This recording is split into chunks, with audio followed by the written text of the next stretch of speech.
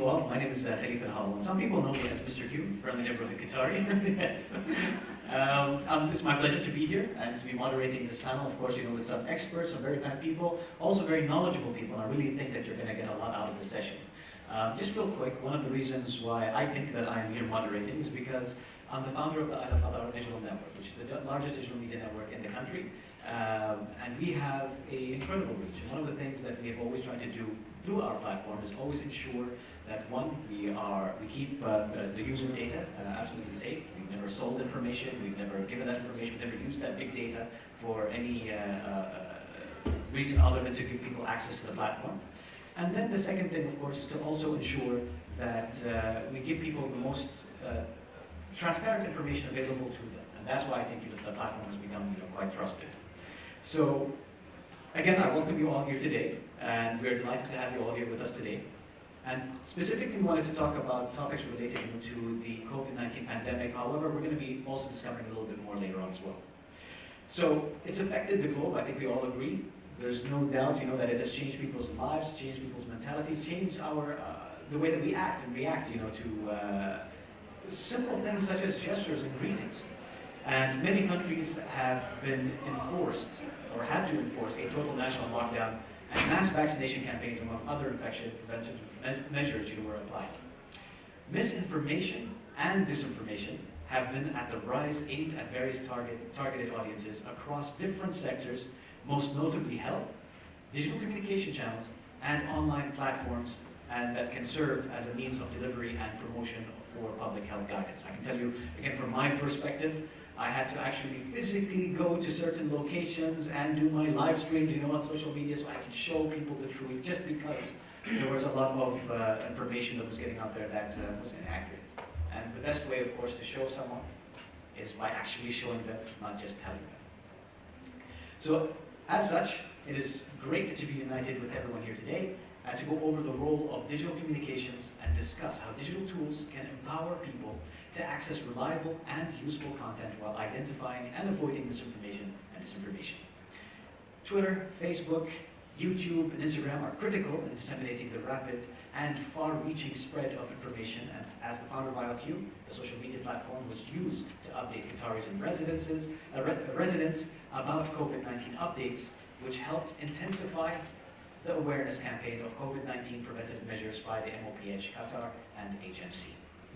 Joining me on stage today is Andrew Patterson, WHO team, lead for digital channels, Dr. Nawal Gonzalez, who is the co-founder of ADGS, and Dr. Seema Hamada, postdoctoral scholar at Northwestern University. So let's give them all a round of applause to welcome them, get them in the mood. So it's my pleasure to now introduce Andy Patterson, who WHO team lead for digital channels. Andy, how was the WHO, the global lead during the pandemic and the authority on health issues, used, or how did they use digital tools to deliver public health messages? Thanks, Khalifa. Before I start, I just want to say I'm honored and humbled to be here today with such an incredible panel and such esteemed colleagues in the room. Thanks to all those that were involved organizing and bringing us together. I manage a small team called Digital Channels at the World Health Organization, and our job is to get more health messages to more people through more channels. The idea being, of course, that they make better health decisions and ultimately live healthier lives. We work on 3 pillars in our approach. The first pillar is to raise good content. So where possible, we raise content. And if you've all got a mobile phone, I'm sure on your mobile phone you have 30 apps on average, industry standard. But actually you probably use 4 or 5 per day regularly. Whatever those are, we would like to get into those channels. We would rather get our content into your digital journeys than get you, drag you kicking and screaming into our channels, which can be sometimes quite stale and scientific in our approach. So by working with the tech sector, we're able to innovate and get content into people's digital journeys. The second pillar is fighting misinformation. And we'll do that by actually fighting individual pieces of information, individual people, individual channels themselves. But a lot of the work that we do is actually behind the scenes. with digital health, with digital companies and social media companies, trying to get them to improve their health policies. So we work with Twitter, we work with Meta, we work with Google and YouTube to encourage them to have better and stronger policies, to have less misinformation on the platform. And our third pillar is looking at user insights. We have small teams, so we need to know what's relevant, what's going on there. So we work again with the tech industry to find these insights and report back to the scientists on what is actually relevant at the moment for the various audiences that we're trying to reach. Over the course of the pandemic, we've had 150 projects with the tech industry. You'll have seen some without knowing they were WHO products. The most obvious one is Google search. If you go there and you do a search for COVID, coronavirus, or 30 such related terms, you will get not a normal search engine optimization. What you will get is an organized search result panel, which elevates Ministry of Health content, your local content, WHO content with regards to the disease, and also curated news from accredited journalists. So you've probably seen some of our products. They're not all branded, depending on the audience. Some audiences don't respect the trustworthiness of our brand. So we have actually gone out unbranded to reach those audiences who may be skeptical. Certainly during certain periods of the pandemic, trust has been eroded both in public health, in science, and in leadership. So that's how we try and do it. That's okay. So I guess your team was the ones that were responsible for those messages that you would see in stories, for example, on Instagram. That would, if you mentioned a specific keyword, how does that actually work? I mean, does it work just simply based on the word that you type only, or does it also take like if you're speaking like in a story that will detect the word that you say to give you that notification? Yeah, it's a good question. Actually, it works in sort of many different ways. One is that we encourage the platforms to actually promote content. So whether you want it or not, whether you're searching for it or not, it will appear. And we did that very successfully at the beginning of the pandemic when we saw, a huge rise in cases in Italy, the first real outbreak outside of China. We pushed a lot of messages into the lives of Italian people who were Italian-speaking people and people in the country of Italy. And then we saw the pandemic move to Spain, and we pushed it into those lives. So if you were on Facebook or on YouTube in those countries, you would have got a prompt message saying, check out this advice on how to stay safe. Likewise, if you go to somewhere like YouTube, what you'll see if you are searching, or if there's a video with COVID in it, or coronavirus, you'll get these little boxes underneath for more information, again, promoting that content. It's ridiculous the number of times that's been seen. I think I worked it out that it was 54 times per person who is on the internet would have seen that YouTube warning, which says, for correct information about COVID, go here. So it's a case of it will detect not only the title, sometimes the voice to text is detected, but also the comments. People, the algorithms will search the comments. So when people say this is misinformation, suddenly that's a red flag word. Why is it doing that? That's no regrets policy kind of approach during the pandemic. So I guess that will take us, since you were talking about disinformation, can you summarize to us how the FIDS, do you call it FIDS? FIDS, yeah? How does FIDS came about, and how did the introduction of FIDS help in combating misinformation and disinformation? So give some case examples. Sure, so everyone likes a good story, right? So FIDS is a good story, I think. I was sitting there one day on TikTok. For those that don't know TikTok, go and have a look at it. It's hugely addictive. Be careful of that. So I went to see what it was all about, got addicted, started following these healthcare workers. And then one day in the middle of the pandemic, one of my favorite creators said, "Oh, I'm done. I can't stand the abuse. I can't stand the trolling. I'm done on this platform. This is my last post." And he deleted his account and everything. I thought, what a big shame. But I'm also sitting here at WHO and in charge of digital channels, thinking, what can I do to bring this to change something like this? So I used the anti-vax tactic of being well organized, because public health is not very well organized. Unfortunately, the anti-vax community is super well organized, unfortunately. So I thought, well, what can we do to organize this group of creators? So I started reaching out, literally one by one. We have over 100 now.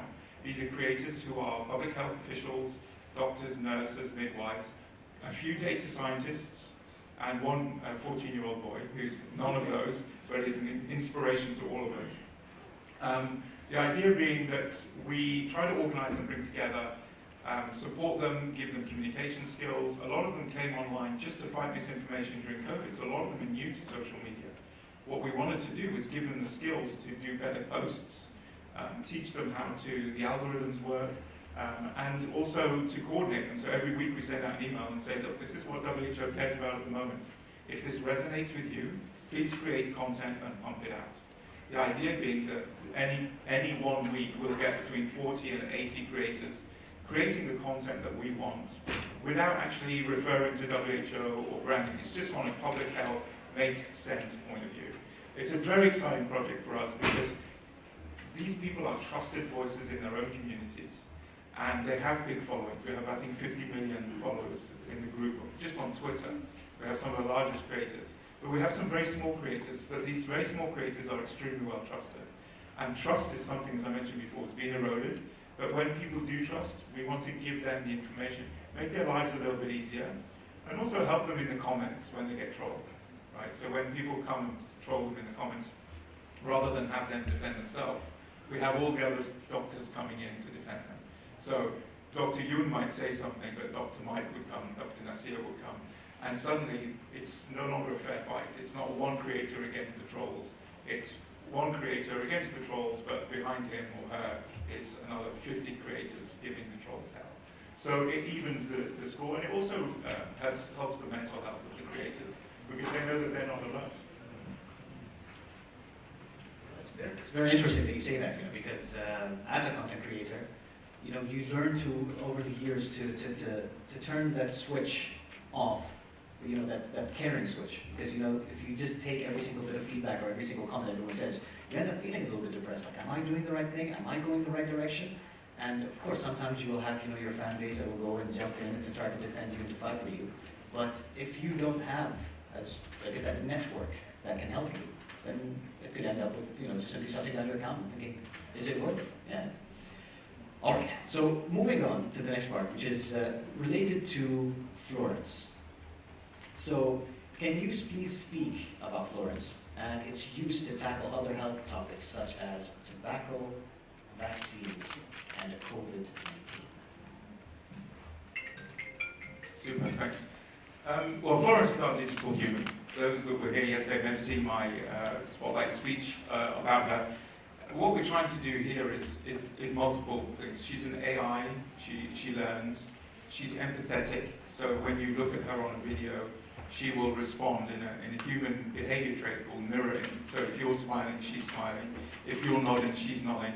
This actually is a human behavior trait which actually I now observe thanks to my knowledge about how things have worked with Florence. And it's true, when you're sad, if your friend is laughing, it's really upsetting, right?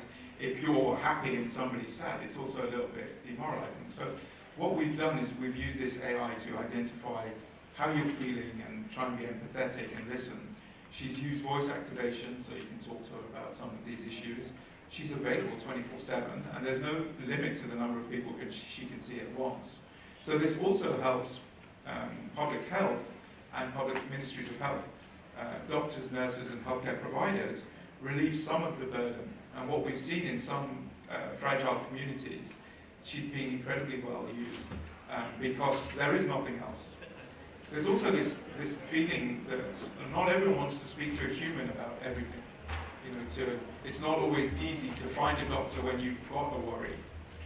What we've tried to do with this is to give people that escape valve immediately, anywhere, literally mobile, in your pocket, as you're walking back to your flat or your house. And you just can ask her questions and she's going to respond. So we started obviously during the pandemic with smoking cessation, because there's a lot of misinformation about smoking and COVID. There was never a better time to quit than during that period of time.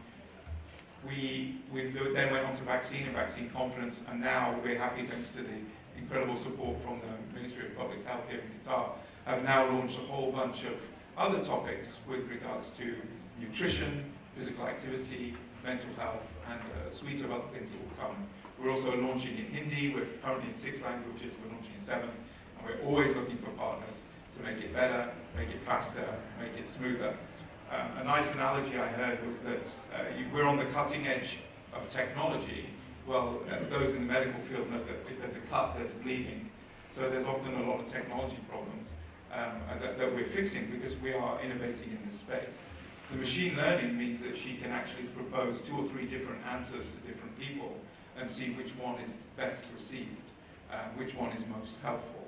And hopefully, the plan is hopefully that she will improve the way the messages are delivered to her. So are do the solutions? So, does the solution itself learn how to respond based on the interactions it has with the people? And if so, like, what's the process in place to ensure that bad actors don't try to teach the AI something wrong? That's another very good question. Actually, we, from a public health point of view or a health point of view, that is set by us and content is uploaded. The way she learns is the delivery of that content, whether she uses positive connotations or negative connotations, whether she uses shock tactics or humor and things like that. So the idea is that we have done this in that way. So there's always a possibility that someone could hack into it and change things, but I think the possibility is quite slim. Is Arabic one of the languages? Yes, Arabic is one of the languages, yes. And how does, I know that we should do it in a mic, but just to save a little bit of time, how does it understand different dialects as well? So actually it's one of our challenges, and I used the example of French yesterday. When we launched the French version, no one in the Congo was understood because of the accents that they had in the Democratic Republic of Congo, which was a huge target audience of ours at the time. The same is true with Arabic. But I had an excellent meeting yesterday after my spotlight presentation with the foundation here, the Qatar Foundation, where they have actually got 19 different types of dialect in Arabic, voice to text, which is what we need in text to voice. So we're going to be following up on that. But the call to action is that if anybody has expertise in this field, to help us and get this, because we can only do this with partnerships. WHO is not a technology developer and never should be. We're public health specialists trying digital health interventions to see what works to have healthier populations. But we should not be developing technology. We need partners, we need specialists to help us do this. So just a couple more questions. The next question is, if you could just give us a little bit more detail about your recent expansion into physical activity, nutrition, and mental health. Yeah, thanks. And I touched on it before. I think basically what we're trying to do is actually put in the preventative advice to keep people from getting sick, rather than helping them manage, for example, diabetes, which is other programs we've got. We've got about 26 different projects like that where you can manage an ailment of some kind, whether it's TB or diabetes or whatever.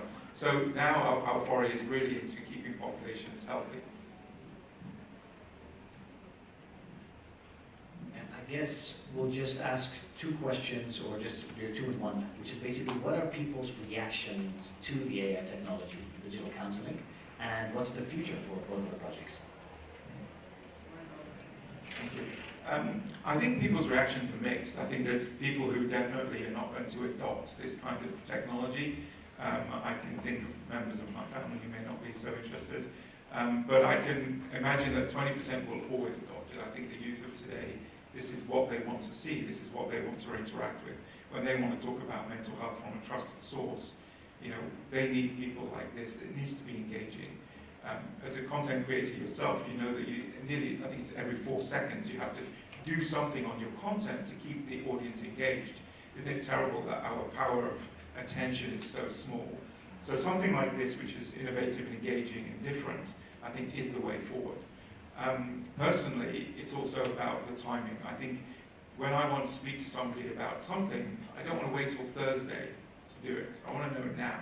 At least the basics, so that I can sleep at night. So I think this immediacy is also hugely important.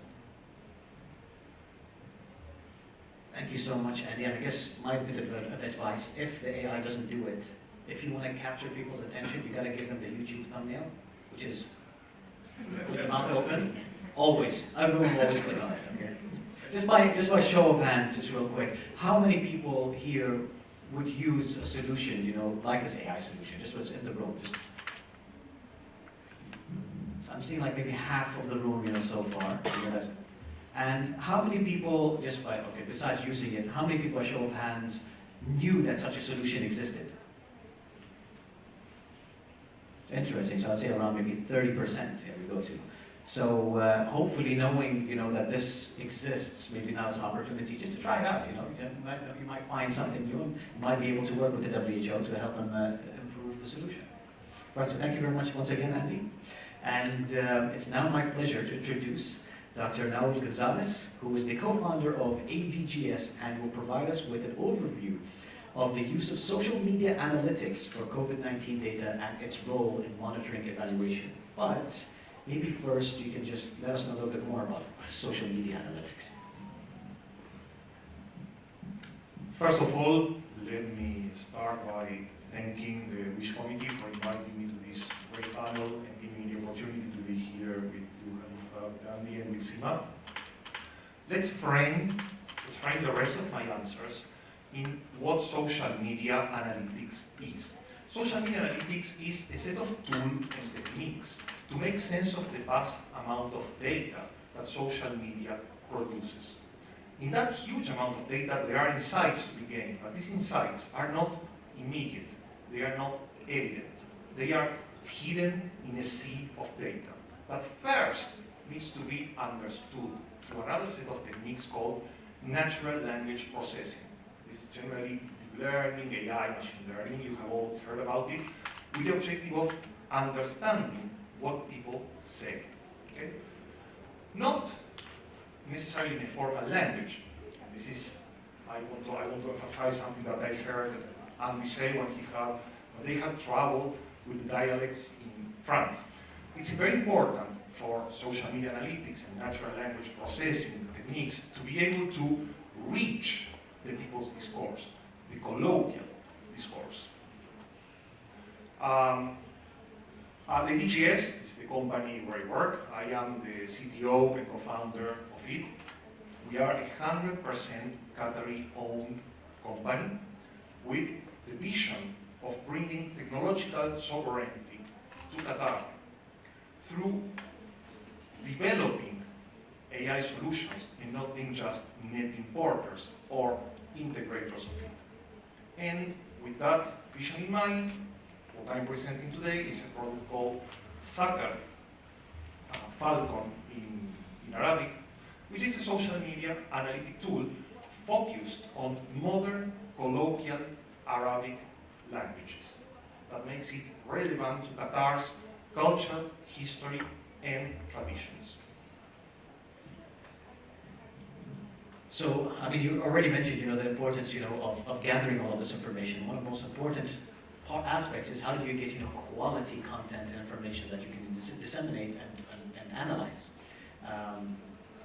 Before I ask the question, sometimes what will happen is that sometimes people send me messages, on social media, like, why haven't you spoken about something everybody else has made a post, or everybody else has talked about it? My response has always been, I want to be right, not first. Or I think, we live in a world where everybody's trying to be first and get the clicks and get the views, So, with all of this information that's being put out there, for people wanting to be first, and the overproduction of data from multiple sources, the quality of information and the speed of which new information is disseminated creates social and health-related impacts. So can you speak more about the social media analytics and interventional measures against health misinformation, disinformation, and fake news? How to leverage social media analytics to fight misinformation. Generally conceived social media analytics as tools to monitor the public opinion on certain topics. But let me begin by emphasizing that it's not only about monitoring, but also about an interventionist approach, and particularly a proximal interventionist approach to it. I would like to exemplify what I'm saying with my slides, and particularly with one use case that will show how these techniques have concrete use in the real world and concrete examples and benefits on how to use them. So let's go back to the beginning of 2021. MOPH, the Ministry of Public Health, needed to understand the people's opinion the vaccination campaigns, vaccines, the rollout. So they use these social media analytic tools to understand the different opinions of the different sectors. Basically, they can be divided in vaccine supporters and vaccine rejectors. Okay? But how to better target each of these segments of population? In general, supporters respond very well to official approaches, certified information, professional information given by doctors, given by scientists, given by government officials. Okay? However, the vaccine hesitators, the other group, vaccine hesitators or rejectors, which can be as high as 40% of the population, happens to not trust the official sources. So how do we convince them? Well, it was found out that these people will react to peers. They will react to comments, they will react to posts in the information source that they deem trustable. So it doesn't matter how much trustable information we put out there, these people will not believe it unless they can find it exactly at the very source of their misinformation. Okay? So, using Sucker, from this 3 months, from January 2021 to March 2021, we analyzed some 30 million tweets about vaccines, and in particular about vaccine rejection. Using one technique called stance clustering, we basically group these people into different opinions to understand what they think, what they want from the government, and how to change their mind if they happen to be rejectors. The main group, what we would call the common folk, the normal people, are vaccine supporters. Okay? And they are generally interested only in when will I have my vaccine, where will I have that vaccine, which type will it be. But then there are 2 other polarizing groups. The active supporters, that are those that support the vaccine but are also willing to engage in public debates about it, and the rejectors, who tend to consider it a conspiratorial attack on their freedom or a way of the corporations to gather more money. So these are the basic three clusters we found. The evolution, here it is. It's very interesting to note that Qatar started as a country with a high percentage of vaccine rejection in social media, but keep in mind that this does not necessarily reflect the stance of the population in general. Yes? No, sorry. Okay, sorry, I thought you had. So, in Qatar, we started with a high level of rejection. To put it into perspective, in the world there are between 20 and 40% rejectors in all countries. So we are talking about 40%, 35% here in Qatar before the first dose. Then the doubts peak around the first dose of the vaccine. But then it goes down with each dose. These were the basic findings. Also, we can see that the active supporters grow in their ability to debate and their intention to debate and fight the misinformation. Why it was very important to help these people, the active supporters? First of all, because they do not take public resources to do that. They do it in their free time. They are kind of activists, people actively challenging misinformation, so they need our help. And, well, I think that shows the case in the analysis we did. That's very interesting. I guess maybe just to add a little bit more of this. And again, we live in an environment, where everybody has the freedom, and I encourage everyone here, to debate, to discuss whether you're someone who was a supporter or a rejecter, whether you were a rejecter and you became a supporter. Please do have this conversation, maybe after this session or even later on when you ask some questions if you want to. My comment here is, Is it possible that the number of rejectors decreased, not only because they became supporters, but maybe they just stopped being as vocal because they've already shared their feedback initially and that's it, they've got it out of their system? That is definitely a possibility, but as I said, there are several studies that show that proximal interventions are the only thing that make them change their mind.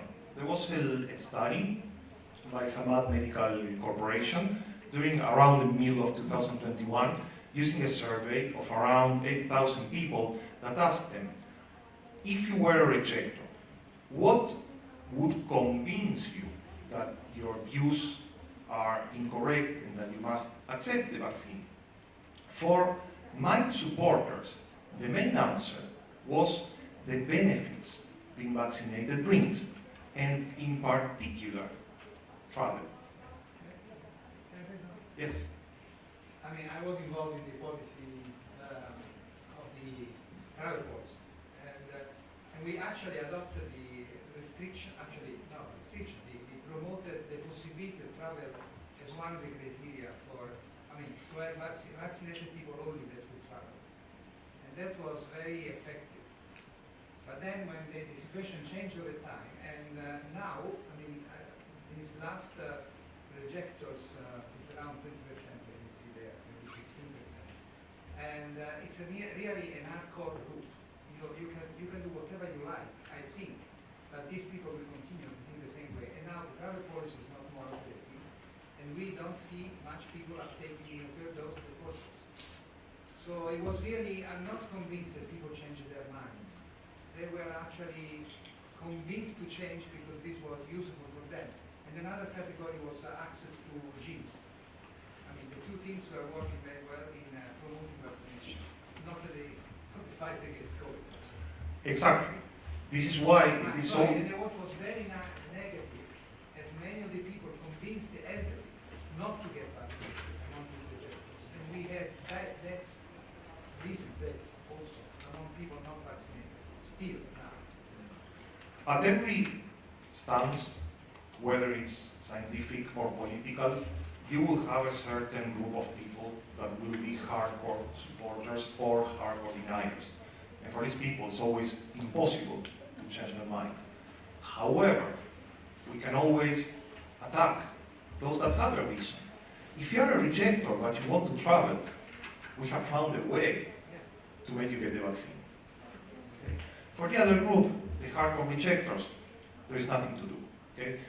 However, that insight that they value travel is something that you can only discover through a stance detection. And this is the role of social media analytics in this fight against misinformation. So moving on to that in the fight against misinformation, how can we tailor ways to share health-related content on social media platforms without distorting the messaging itself? Okay. In order to be able to tailor, I repeat once again, we need to be able to do stance detection. Which kind of information is people willing to value? Common people will generally value official information. Other people, generally mild rejectors, will value much more the opinion of their peers, of their family, of their friends, of people that are in the same information sphere as them. Okay? So the first way to tailor is not through public information, public messaging, but intervening proximally, there at the very source of misinformation, where you can find a cluster, a seed of misinformation that starts spreading and starts retweeting. This is where you have to intervene with people, not necessarily with official information. I think you've also already touched on this, but just if you could share a little bit more about Saha and the role of social media analytics within COVID-19 monitoring and evaluation. So, what's next for Saha? What's next for soccer? Well, as I said, we started with focusing on the Arabic language, and particularly its regional dialects, and also its colloquial written dialects, which tend to produce problems with natural language processing tools of all kinds. And the future of Sacro is expanding it to more and more different social media and sources of information. And what's, sorry, maybe you had mentioned, what is the main sources that you use at the moment? The main source we are using is Twitter, because we think it's the most dynamic platform to reflect fast changes of trends, and that works as the strongest seed for misinformation. So, you know, for us, I mean, again, like as content creators, it's just the stereotype, I guess, you know, that we have. Twitter is the negative space, that's where all the complainers go. Instagram is the place, you know, where everybody wants a pat on the back, you know, thumbs up. You know, YouTube is actually a place where you get more of the conversationalists, you know, you get community members, you know, to converse. I'm not much of a Snapchatter myself, but what do you guys think that Snapchat is? What type of community is Snapchat? Teenagers? Yeah? And TikTokers? Elderly on Snapchat? Teenagers and elderly, so both spectrums. All right. I disagree. You disagree? You disagree that they're elderly on? No, like they're all ages uses the application. All Or ages? maybe it depends on regions, honestly. Social media, the way I see it, it depends on the region. It does depend on the regions, So true. some countries prefer Facebook, some countries prefer Instagram, some countries prefer Snapchat. So or TikTok. It depends on the region. That's 100% correct, and actually, just to share a little bit of information when it comes to different social media platforms. So when it comes to more of the Western, you know, hemisphere, you'll have Facebook, then you'll have Twitter and Instagram, then you'll have Snapchat, you know, more on the lower end.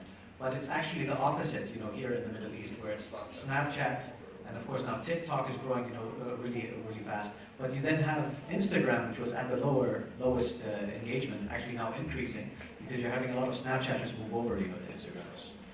You know, fun information.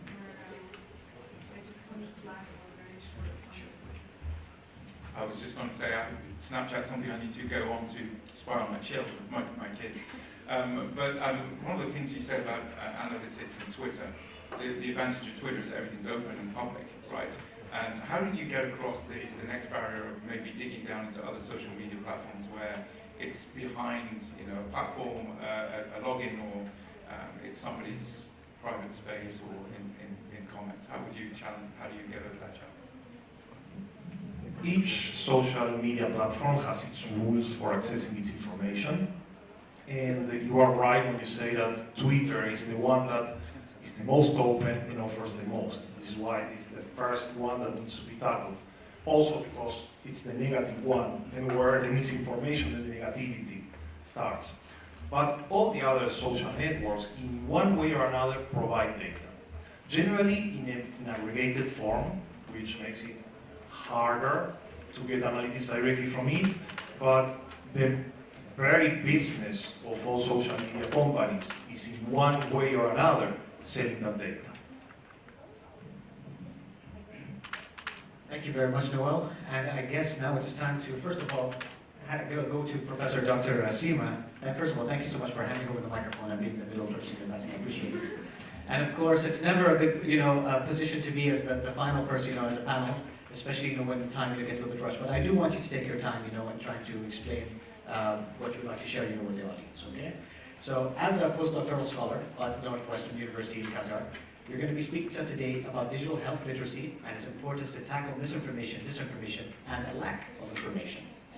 So, the question that I have for you is, with the repercussions of misinformation on social media, which includes such negative effects as the increase of erroneous interpretation of scientific knowledge, opinion polarization, escalating fear and panic, or decreased access to healthcare, can you kindly define the term digital health literacy? And I think you have some slides you can show us.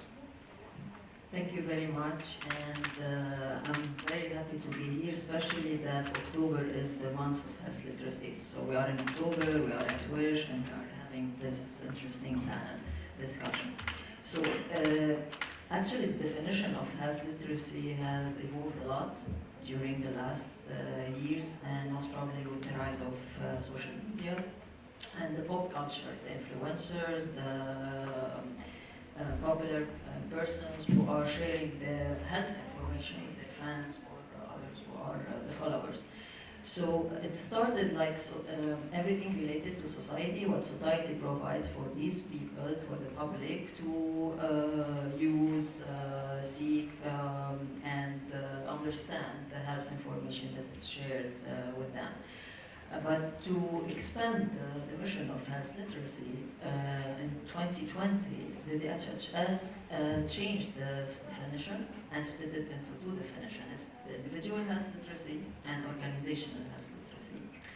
And because whatever it is related to individual health literacy, it's how people, they are able to seek, to search, to understand, and to use these information to make more informed decisions or actions. However, the organizational health literacy is how these organizations, public-private organization, can share with the people equitably accurate information to make them better informed about these health issues.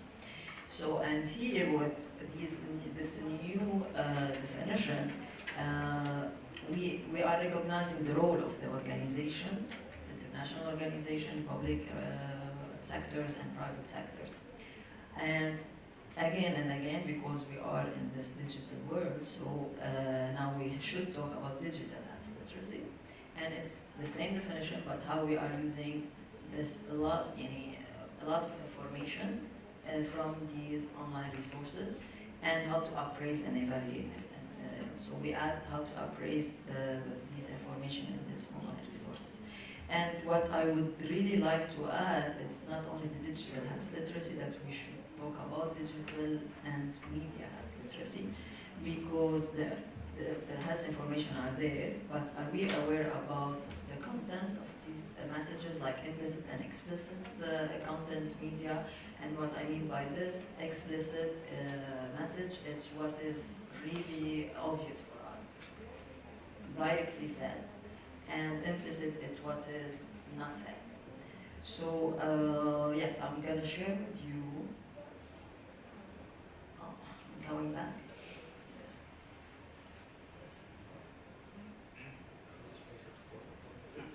Yes.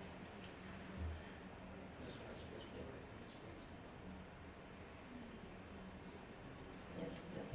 Okay. So yeah, no, the first. Yes. So here I wanted to share with you two examples, but the same topic. It's red meat and health. So it's about red meat. Whenever you see something like this message, for example, what's the key message that you will learn from it? Of course, you're not going to read all the text, especially with different fonts, but what they want you to take as a key home message. It's like a fear-mongering. It's like, fear-mongering, or just getting you to feel really anxious about something that you just do every day. Yeah. Become vegan. Yes. Meat is bad. Meat is bad. So this is an example. We have the same. It's from Alkaline Vegan News, and they want us to become vegan. It's not, the message is not for vegan people. It's to shift the meat eaters, if you're gonna call them, to be vegan. So by using such messages, do you know this is a this or lack of information example for you? Or just fake news or disinformation? Lack of information, consider it. And you won't see in the real fruit, because probably in large quantities, red meat is not good. But we can see that large quantities, just red meat is not good. So I only wanted to share these examples with you because we have to differentiate between this myth and lack of information. All of them, we call them fake news or information disorder or information pollution. But there is a little bit difference between all these definitions. Misinformation is when this is a false information, but not intended to harm. Maybe they don't know more and they stop there. The disinformation is incorrect, false information, but intended to manipulate, to intentionally, yes, and to drive our decisions, how we think, etc. And the malinformation, it is a truth, but it is exaggerated in a way that it can be harmful at a certain extent.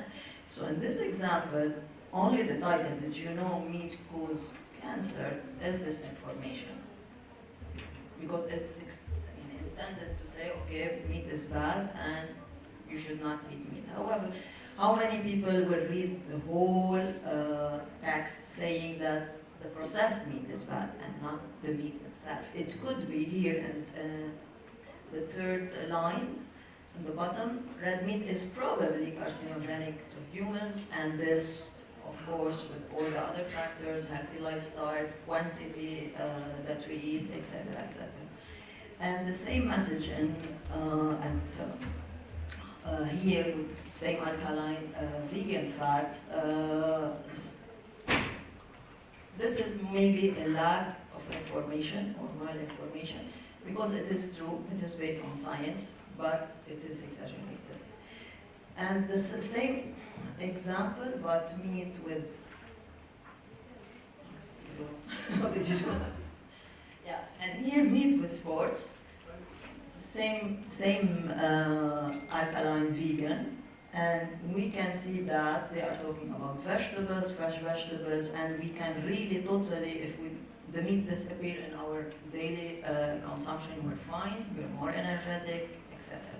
So it is the same example of disinformation, and here of malinformation. We don't have here misinformation, just this and lack of information, because they want us to shift our way of thinking and become more vegan. And of course, in both messages, they use visuals, they use different fonts. They use, in the first one, we can read the WHO, so if we stop there, it's really something credible. However, WHO is not saying red meat is not bad, processed meat is bad, and it could be carcinogenic in a certain way.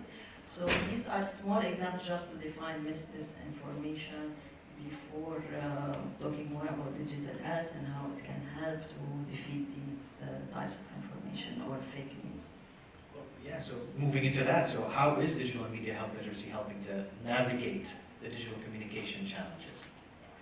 So if we inform our public from early ages, as we said, at very, very early ages, from schools to universities, how to really criticize the online information or other information.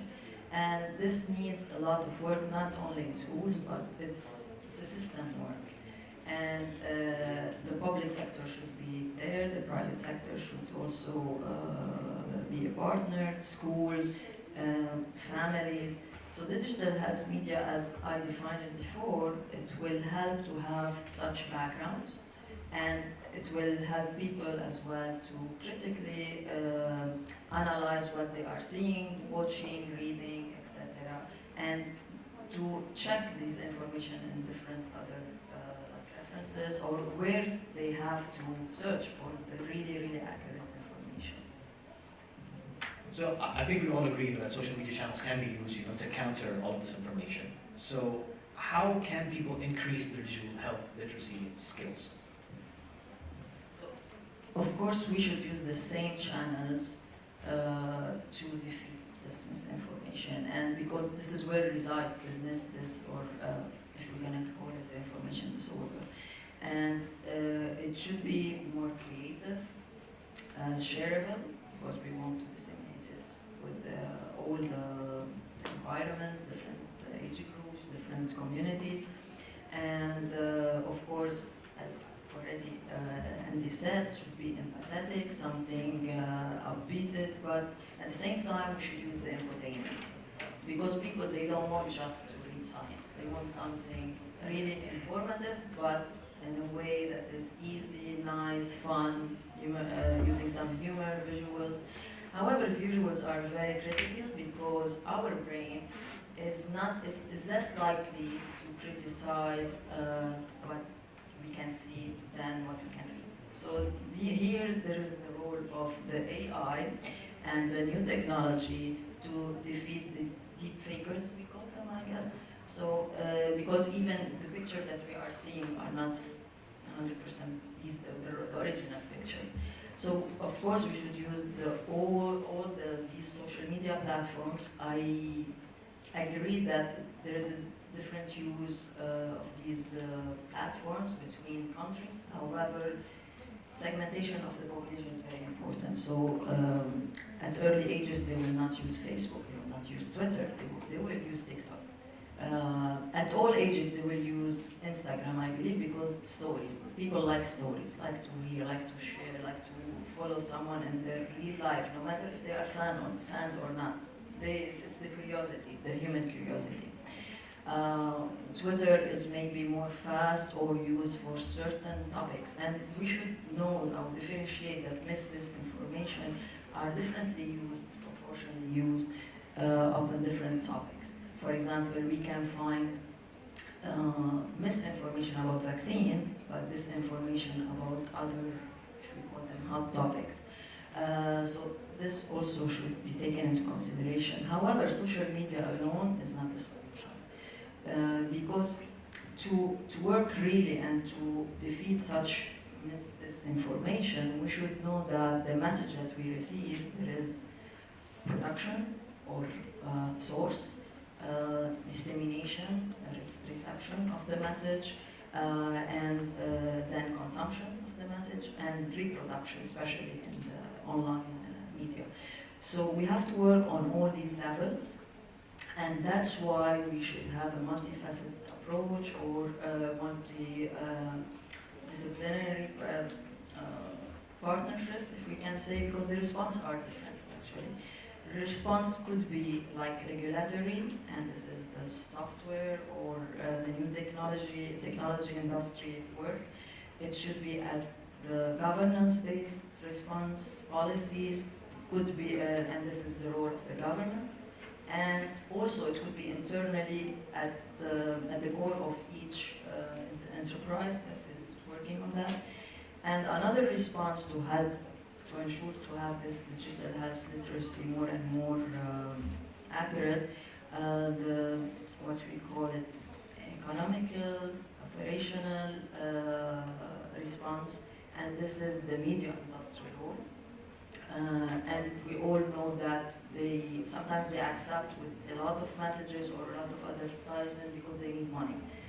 These are the people who pays, and this is why they should work on that. And at the last level is the educational empowerment response, and here it is the role of the consumer, the public, and the journalists. We should have independent journalism that will help to disseminate such accurate information. So I think we've learned actually quite a lot today in regards to, to the three different main areas. We're talking about, how do we identify the information, how do we classify the information, how do we share information in an engaging way, with the community, and of course, the responsibility that different individuals, organizations, and governments have to ensuring, that people have access to that technology, so that people at the end of the day can just make an informed decision. You still have the freedom to choose, but you have that freedom based on accurate data. Am I correct so far? That was me trying to summarize everything, in a couple of sentences. Thank you.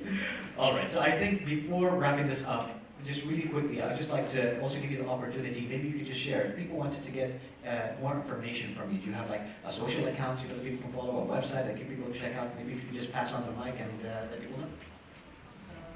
Yes, of course. Nowadays we are a small world, so just you click and you have all the information about all of us, of course. And we're happy to answer any question or to help in anything.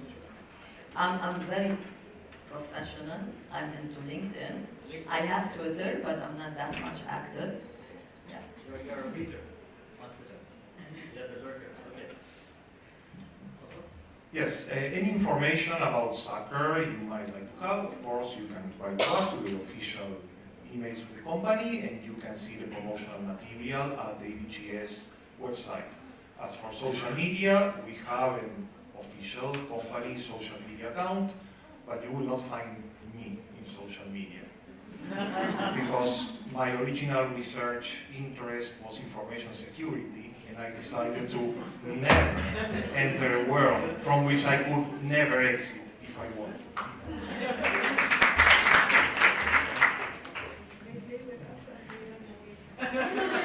So I'm just on LinkedIn. I think I deleted my Twitter account in 2007 when I realized how dangerous it could be late night tweet when you were frustrated or tired. So only on LinkedIn, but please reach out, and really a call to action from me is, you know, if there are social media people in the room who are creators, who are in public health, let's reach out, let's onboard you into 5Ds, and let's make you have a bigger impact in your local communities, but also in the global community. Thank you very much. So thank you very much to our panelists. Let's give them a round of applause. Of course, this is an opportunity for you all to network, ask each other questions, and of course, for those of you that do know me and do follow me as well, my commitment to all of you is the same promise that I've always made, is to make sure that I get you the right information, the correct information always. So thank you very much.